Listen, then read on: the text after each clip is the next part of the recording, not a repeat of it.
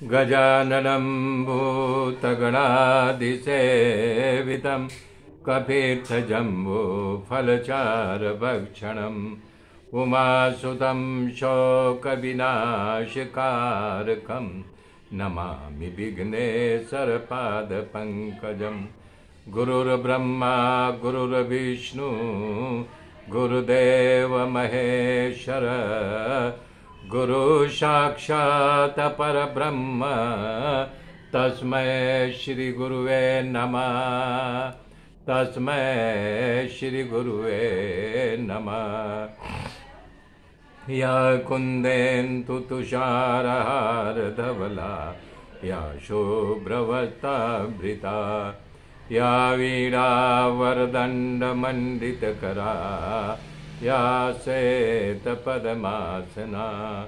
या ब्रह्मच्युतशङ्कर पवित्रवीर्देवै सदा वन्दिता सा मां पातु सरस्वती भगवती निषेधाढ्यपः निषेधाढ्यपः। हरे राम राम राम हरे हरे हरे कृष्ण कृष्ण कृष्ण हरे हरे हरे राम राम राम हरे हरे हरे कृष्ण कृष्ण कृष्ण हरे हरे हरे राम राम राम हरे हरे हरे कृष्ण कृष्ण कृष्ण हरे हरे। मेरे मित्रों, कल मैं बताया था चित्रलेखा अनिरुद्ध को खाट के सहित आकाश मार्ग से लेकर के शोणितपुर आ गई। उषा के साथ मिलाप कराया, उसने अपने प्राणनाथ को प्राप्त करके खूब खुश हो गई। उसके बाद कई दिन तक उषा ने अनिरुद्ध के साथ विहार किया। तभी बाणासुर के सेवकों के लगा कि उषा के शयन खंड में कोई पुरुष की हंसने की बोलने की आवाज़ आ रही है। ये बात जा करके उन्होंने बाणासुर को जानकारी बताई। उसे सुनते ही बाणासुर कुपित होकर के सैनिकों को साथ में ले करके आ करके उषा के शयनखर में देखा तो उषा किसी मनोहर अति सुंदर पुरुष के साथ जो है चौपट खेल रही थी। उसको देखते ही बाणासुर छलांग मार करके अनिरुद्ध को मारने के लिए गया, लेकिन अनिरुद्ध समस्त जो बाणासुर की सेना थी, क्योंकि ये द्वारिका के जो सेना थी उसके सेना नायक थे और प्रमुख सेना नायक थे, तो ये उनकी सेना को मार करके क्षण भर में हटा दिया। और बाणासुर जानते थे बहुत बलवान है, तो ये छलांग मार करके अनिरुद्ध को बांधने का प्रयास किया। अनिरुद्ध ने कहा, आप मुझे बांध लो और कुछ नहीं करना, क्योंकि आप श्रेष्ठ हो, बुजुर्ग हो, मैं आपको कुछ नहीं करूँगा। ये सुन करके बाणासुर को बड़ा आश्चर्य लगा, लेकिन उसको अनिरुद्ध को पास में बांध करके कैद कर लिया। इसे देख करके उषा घबरा करके रोने लगी।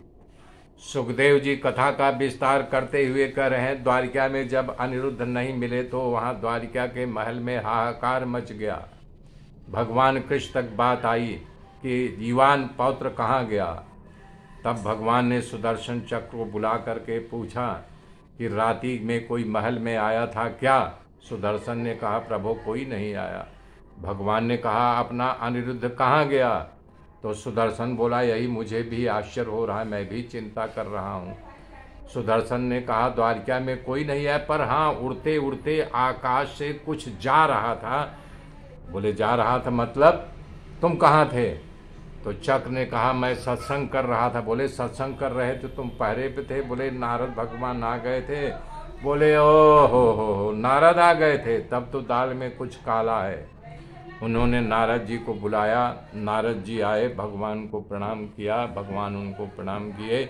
उन्होंने अनिरुद्ध की पूरी यानी कि हरण की बात बताई। बोले उषा के साथ प्रेम संबंध हो गया है और बाणासुर उनको पास में बांध करके कैद कर लिया है। तब भगवान श्री कृष्ण यदुवंश के नर वीरों ने विचार किया, बाणासुर की हिम्मत। नारायणी सेना लेकर के भगवान शोणितपुर पर चढ़ाई किया और शोणितपुर के शिखर पर प्रहार होने लगे।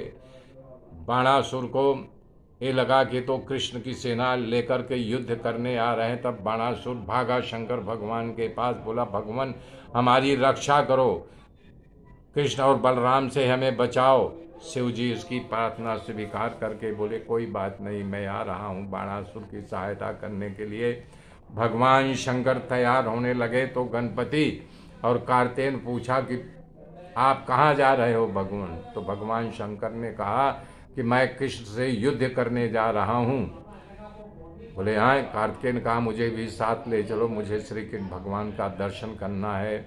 भगवान शंकर ने गणपति अपने दोनों पुत्रों को साथ लेकर के नंदी पर सवार होकर के युद्ध करने के लिए आए, बाणासुर की सहायता करने के लिए। रणभूमि के आकर के युद्ध करने लगे। हरिहर के बीच में भयानक युद्ध हुआ। बहुत दिनों तक ये युद्ध चलता रहा। बाणों की एक दूसरे की वर्षा होते रही। भगवान कृष्ण ने बाणासुर के 996 यानी 1000 भुजाओं की ताकत उसको मिली थी, तब 4 हाथ छोड़ दिए, 996 हाथों को उन्होंने काट डाला। तब भगवान शिव जी ने उनसे विनती करते हुए कहा कि हे प्रभु, बाणासुर मेरे आश्रित है, ये मेरी तपस्या करके मेरी प्राप्ति की है, इसे मैं वरदान दिया था कि मैं तेरी रक्षा करूंगा, इसलिए इसको आप मारिए मत, मेरी बात मान लीजिए। भगवान श्री कृष्ण के आंखों में आंसू आ गया। भगवान शंकर ने कहा, आप हमारी बात सुन करके रो क्यों रहे हो? तब भगवान कृष्ण ने कहा, हे शिव जी, इसे बाणासुर को मुझे मारना नहीं था।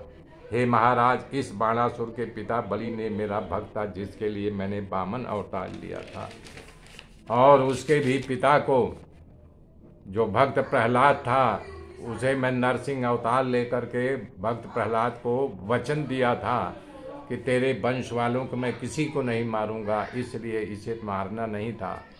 हे महाराज, तुम्हारे इस बाणासुर का अभिमान बहुत बढ़ गया था, उसका अभिमान उतारने के लिए मैंने ये सजा की है। बाकी तो आपका भक्त, मेरा भक्त, इससे अलग कहाँ है? अब तो चतुर्भुज रूप हुआ है, अब इसे देव योनि यानी प्राप्त करके आपका पार्षद बन करके आपकी सेवा करेगा। तब श्री कृष्ण प्रकार कहा तो बाणासुर अपनी भुजाओं के साथ दौड़ता हुआ, 4 भुजा, बाकी सब भगवान काट डाले थे, 4 भुजा के साथ गया, भगवान के चरणों में गिर पड़ा। इसके बाद अनिरुद्ध और उषा को रथ में बैठा करके भगवान के पास लाया। भगवान से कहा, हे प्रभु, तुम्हारा पौत्र मेरी पुत्री, इसे आप द्वारिका में सुख से ले जाओ। बाणासुर अपनी पुत्री के बहुत सारा दहेज दिया, अनिरुद्ध के साथ विदा किया। भगवान श्री कृष्ण अपने परिजनों, पौत्रों और पौत्र वधू को लेकर के द्वारिका आए। द्वारिका में आने पर लोगों ने भगवान श्री कृष्ण का भव्य स्वागत किया और महल में प्रवेश किया। मेरे मित्रों, आगे की गाथा कल जोड़ूंगा, तब तक के लिए जय श्री राम, जय श्री राम।